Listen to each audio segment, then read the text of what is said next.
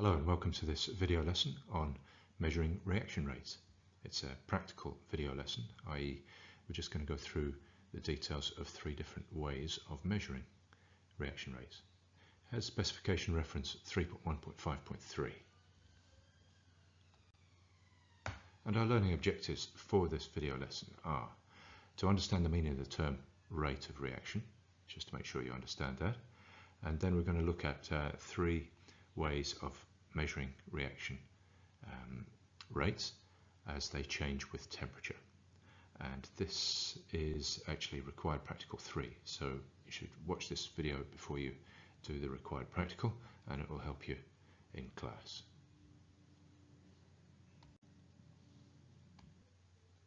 So reaction rate is the change in the amount of a reactant or a product over time. And the units depend on how you're measuring the change. So let's write out a generic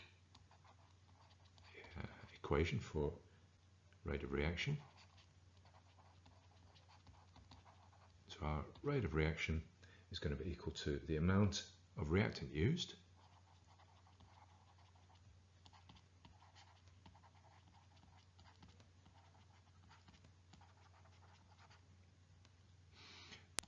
or the amount of product formed. Obviously, as you're going through a reaction, reactants are being used up and products are being formed. So if you can measure the rate of which they're either being used up or formed, then you can measure the reaction rate. And of course, you have to look at it over time.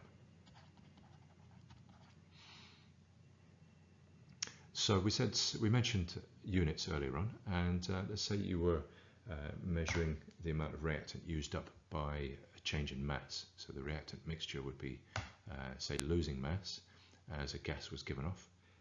Then your units would be grams per second.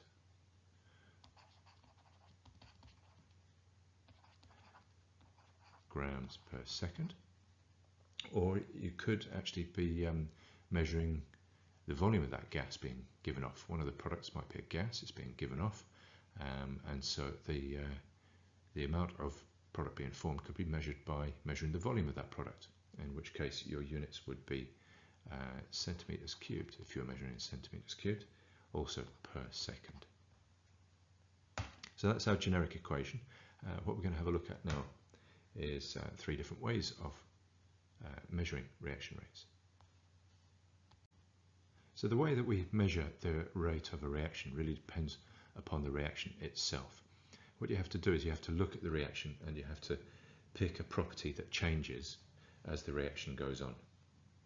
And what changes in a reaction really depends on that reaction. So the first one we're going to look at is it's the time taken for a precipitate to form. And some of you may have done this practical at GCSE, I think it was an ISA. So the time taken for a precipitate to form. Let's have a look at a reaction where a precipitate is formed. So you could start off with sodium thiosulfate. So that the formula of that is Na2S2O3. That's a solution. And if you were to react that with hydrochloric acid,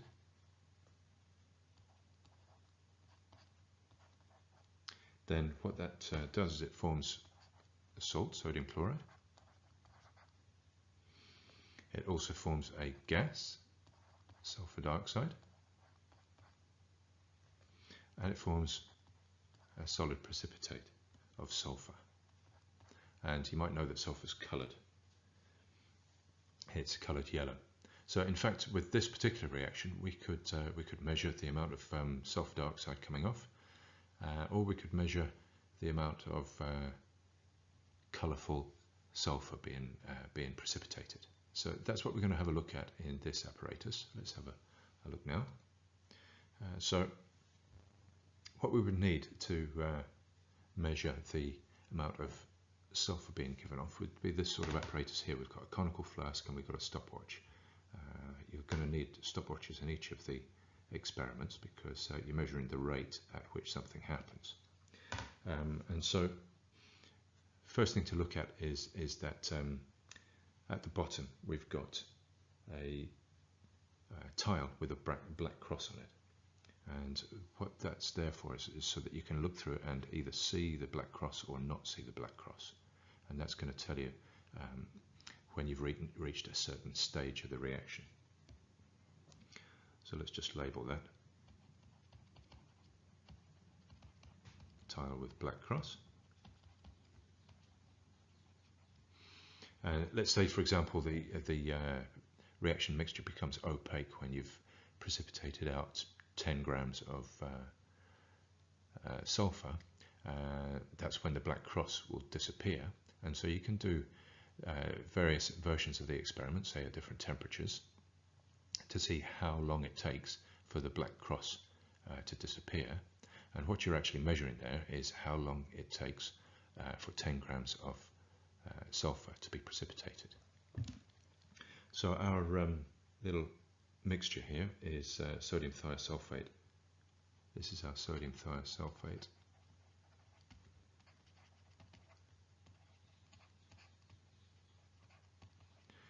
And our hydrochloric acid. That's our hydrochloric acid solution. So that's our reaction mixture, and what you can see here is sort of designed to be almost see-through. Hopefully that's coming through for you as well on the video.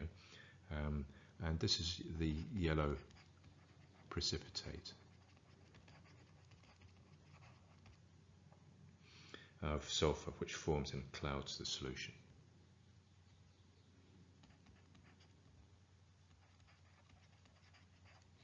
Or makes it go opaque, so you can't see the cross. So obviously when you're doing this experiment, you are going to have to use the same person looking down through the solution at the cross, because it's pretty subjective. It's not it doesn't go cloudy all of a sudden. It goes cloudy gradually, and so it's a matter of judgment as to when the cross has disappeared. So there's a bit of subjectivity there, so you would reduce that subjectivity a little bit if you use the same person looking down. That's one way you'd make it a fair test. So thinking about the variables here, if our experiment here is to measure how long it takes for the cross to disappear at various different temperatures, then what is our independent variable? I think you'll quickly spot that temperature is our independent variable. That's what we're changing. We'd change that with a water bath, so you'd make up lots of different reaction mixtures that are all the same, and then you'd make each one at different temperature, a range of different temperatures. And so what would your dependent variable be? Well, the time for the cross to disappear would be your dependent variable. That's what you're measuring. And what you might do is take that time and take the inverse of it to get a rate, and we'll look at that on the next slide. But lastly, before we move on from looking at this experiment, let's think about what we are controlling. We've already mentioned one control variable, i.e. using the same person to look through the mixture at the cross, but there'll be another couple of control variables. So obviously you would want to use the same volumes of both sodium thiosulfate and hydrochloric acid each time. So that would be a control variable, the volume of your solutions, and also the concentrations of your solutions. You want to use the same concentrations each time for each different temperature. So there we are. We've discussed our apparatus, a little brief method, our variables. So let's crack on to the next slide, where we can look at a results table. So here on this slide you see a results table there. That's not been filled in. We're going to fill it in together for the same experiment. This experiment time taken for the precipitate to form. So our variable that goes on our left is going to be our temperature. It's an independent variable. So let's say we put temperature in degrees Celsius here, and you might start off at roughly room temperature, which would be about 20, and then you're going to use water baths to give you controlled solutions at various different temperatures, say 23 up to 60. Now I've left a few columns here to do repeats, so this is going to be our repeat 1, 2 and 3, and what we're measuring, our dependent variable, is the time taken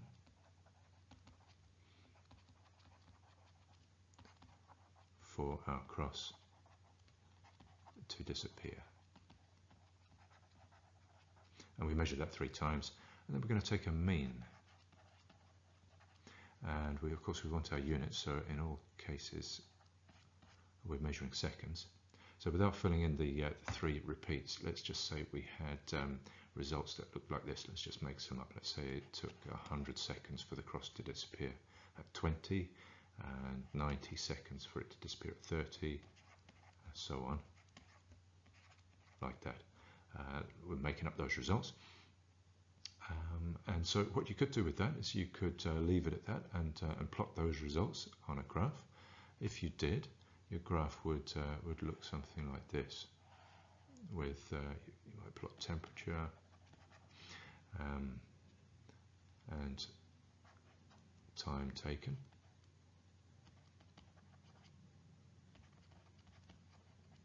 In seconds, in which case as you increased your temperature, your time taken would decrease, and you'd get a plot such as that.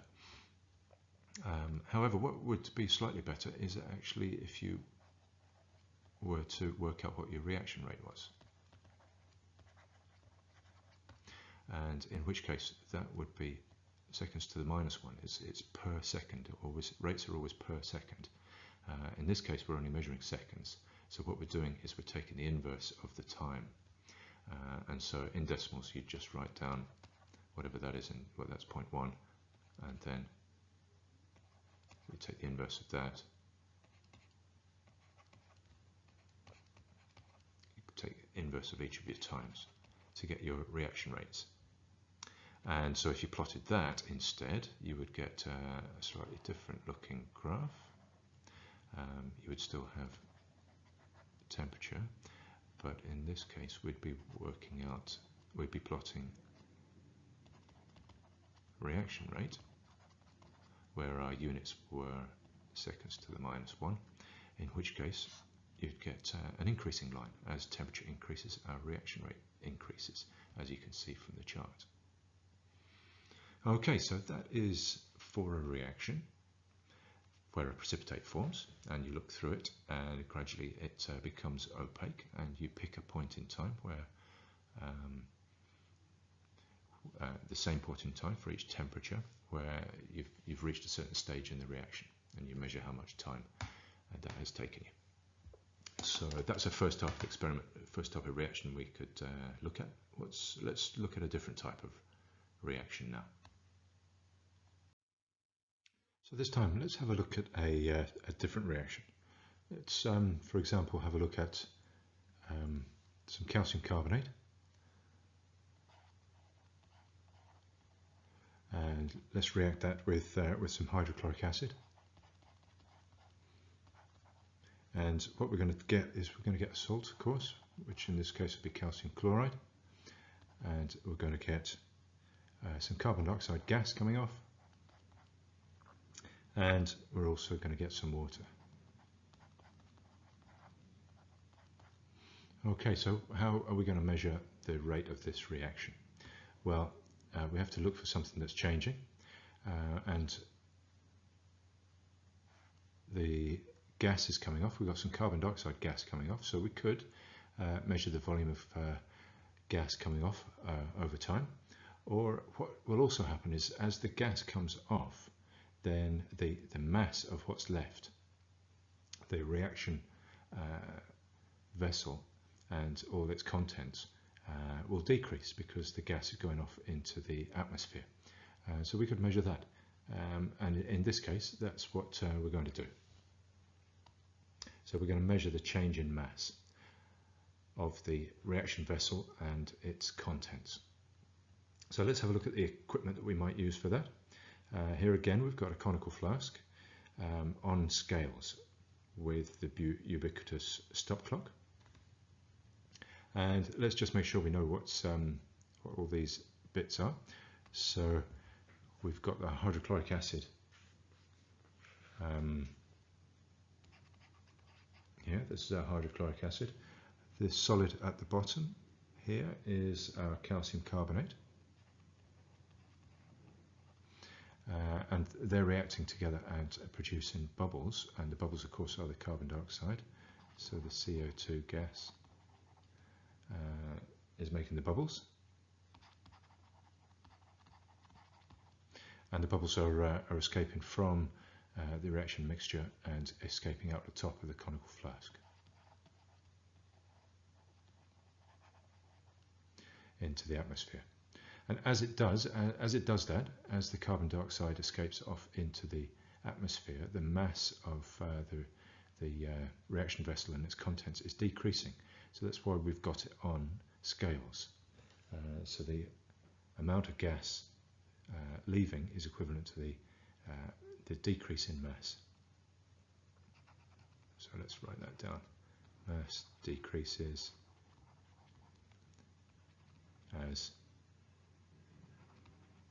gas escapes.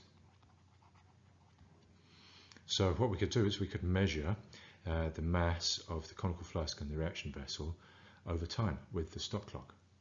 And so let's do that. Let's make up some results, which we have on the next slide.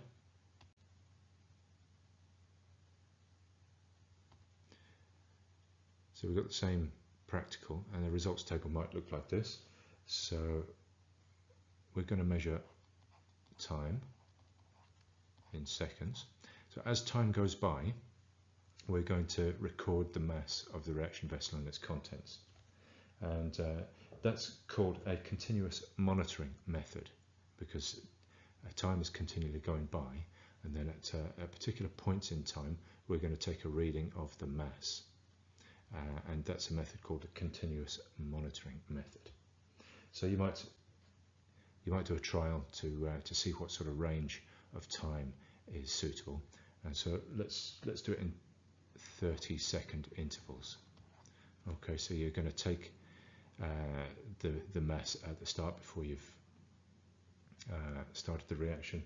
Then after 30, 60, 90, 120, 150, 180 seconds. After at each of those points in time, we're going to take the mass. So let's say at the start we had a mass in grams of 100. Let's say we had 100 grams to start with, and then it might go to 90, and then 85, and then 81, let's say. Then it might go to 79, and 78, and 78. Okay, so we've made up some results there. They're plausible sort of results, and let's first have a look at that results table to see what it tells us. Well, what I read when I read that results table is I read there's a reasonable amount of mass, like 10 grams of mass is being lost in the first 30 seconds, and that decreases only 5 grams of mass being lost in the second 30 seconds, and that decreases even more as time goes by until, for the last two records, the mass is the same. So, and when the mass is the same, that means no more gas is coming off. That means the reaction's finished. So then, of course, what you could do with that results table is you could plot a graph. So let's try and do that. So you would have on the y-axis, you'd have your mass in grams, and on your x-axis you'd have time in seconds. So your mass starts off at 100. Let's say that 100 is here on the scale, and it decreases quickly and then it levels off. So let's try and draw that here. Okay, so that's a graphical representation of the results. And what you might then want to do is to look at this part of the chart here where the chart has leveled off. So let's say there's no more gas being produced after that green section. So in our case, that's about 150 seconds, isn't it? So at 150 seconds, the mass is 78 grams, and it stays at 78 grams because the reaction's finished. Okay, so what we could then do is we could then change the temperature of the acid to see how reaction rate changes as you heat up the acid. So let's try and do that. In fact, let's do that in red. I didn't prepare to do that, so what we'll do is we'll call this one mass cold, and then in red I'll write mass warm, also in grams. And you would want to start off with 100 grams, and you might go to 85 and 75. We can't go straight to 75. Let's say 80, and then 78, 78, 78, 78. Okay, so of course we've controlled this experiment correctly, so we're using the same amount of calcium carbonate, the same amount and concentration of hydrochloric acid, and so we're going to finish off at the same point, but because we're at a higher temperature, the reaction rate is quicker, and so how that's going to manifest itself on the graph is that you're going to reach the end point quicker. So if we take our green pen out, so we've reached the end point where the no more gas is coming off much earlier, and that's at 90 seconds for the hot or the warm temperature.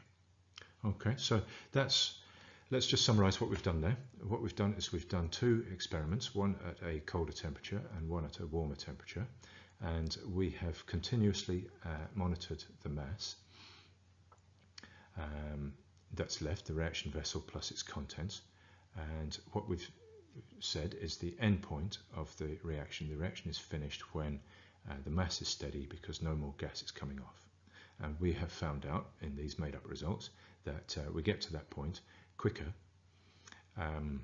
with hot acid than we do with cold acid, which is sort of what you'd expect. And we can compare the two temperatures by plotting them on the same graph, such as we have done. So let's look at a different reaction still. Let's look at this reaction when we're starting with magnesium, say, some solid magnesium metal, and we're reacting that with some hydrochloric acid. And of course what we're going to get is some magnesium chloride solution and some hydrogen gas. Now in this case we could look at that reaction and notice that we've got some gas coming off. So we could use the same method as we did previously, weighing the reaction vessel and its contents.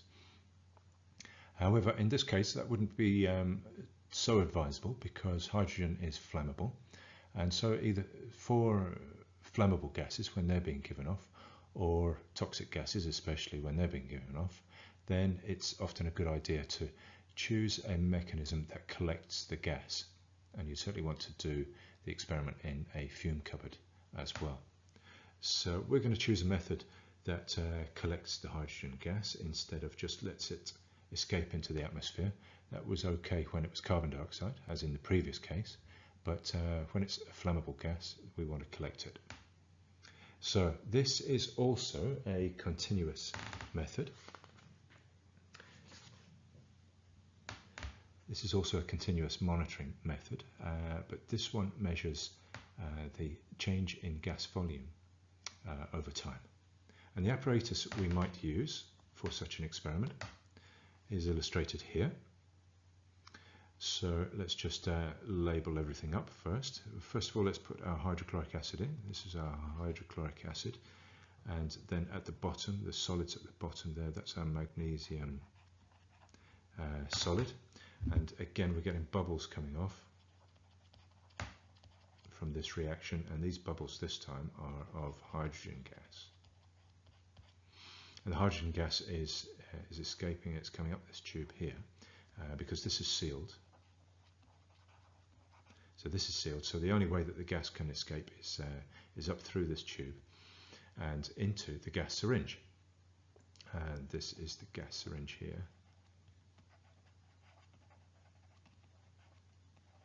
This is the gas syringe, and it collects all of the hydrogen gas that's evolving over time.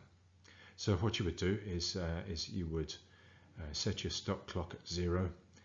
You'd have your magnesium, your specified quantity of magnesium in the conical flask, and you would have your hydrochloric acid ready to pour into your conical flask at a known temperature. And then as you add the hydrochloric acid, you'd start the stop clock, and straight away you get a reaction producing bubbles, and you would measure the amount of gas that's been collected at certain points in time, like we did before. So say after 30 seconds, you'd measure the amount of gas produced, and after 60 seconds, you'd measure it again, in a very similar way to the way we did in the previous experiment. Which leads us nicely on to the results table, which is on the next slide.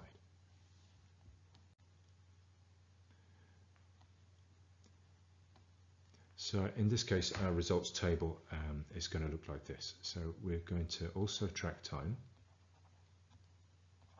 in seconds, but in this case, we're going to measure volume, of course, and that's probably in cm cubed. So again, we're going to start at 0, and then let's make up some results, and let's say that we measure the volume every 30 seconds, like we did before.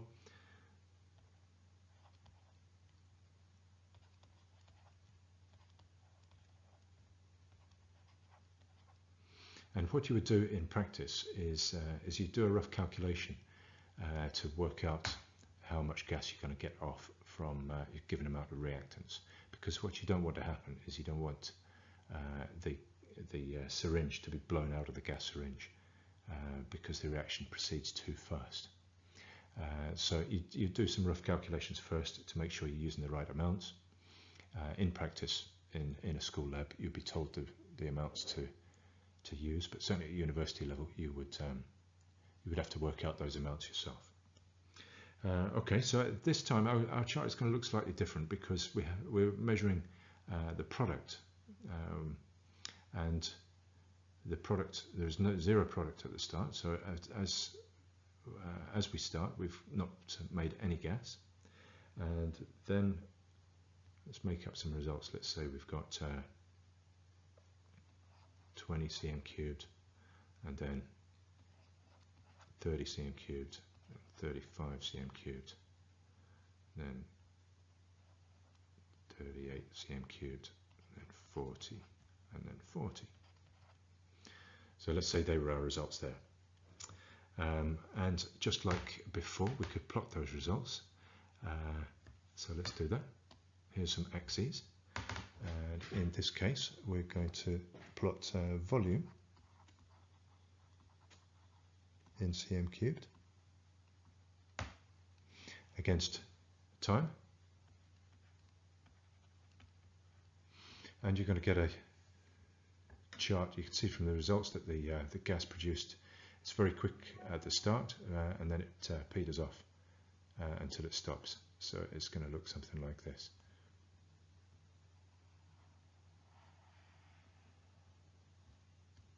Something like that, where let's say, it's in green again, let's say that it's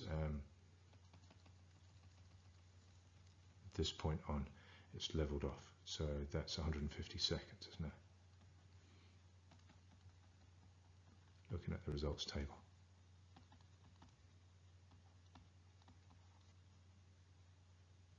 Sorry, it's 150 seconds on the x-axis, but that's not 150, that's 40 cm cubed, isn't it?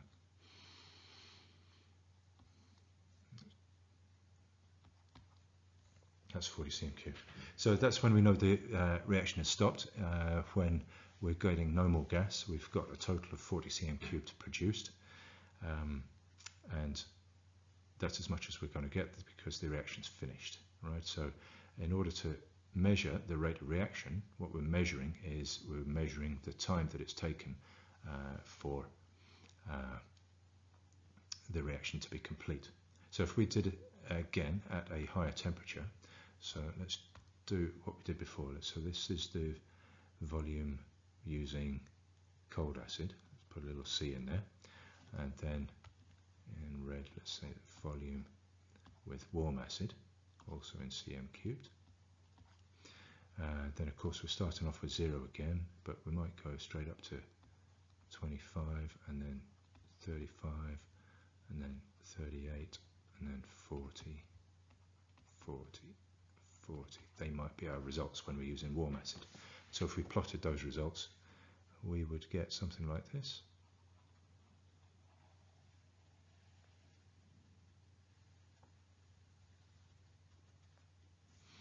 Yeah, where our curve has plateaued earlier because it's a faster reaction rate, and where, so that time is 120, but it's plateaued at the same 40 cm cubed. So we can see that a hotter acid, in this case with our made up results, our hotter acid has meant a faster rate of reaction because we've finished the reaction after 120 seconds only, as opposed to with a cold acid it took 150 seconds to finish that reaction. Okay, so that's basically it for this lesson, but what I would like to do, just as a slight extension, is to add a bit that you're going to come across at A2 level. So I'm just going to change my color back to black, and say for the cold acid, what we've been doing is we've been measuring the time that it's taken for the reaction to finish. But what you could do is with this graph is you could actually work out the actual rate of reaction at any point in time, and you do that with a gradient. So let's say you wanted to work out the rate of reaction right at the start, at the initial stages of the reaction. You would take your tangent of your curve. So I'm going to try and draw a tangent off the blue line at time equals 0. So this of course is time equals 0, and I'm going to try and draw a tangent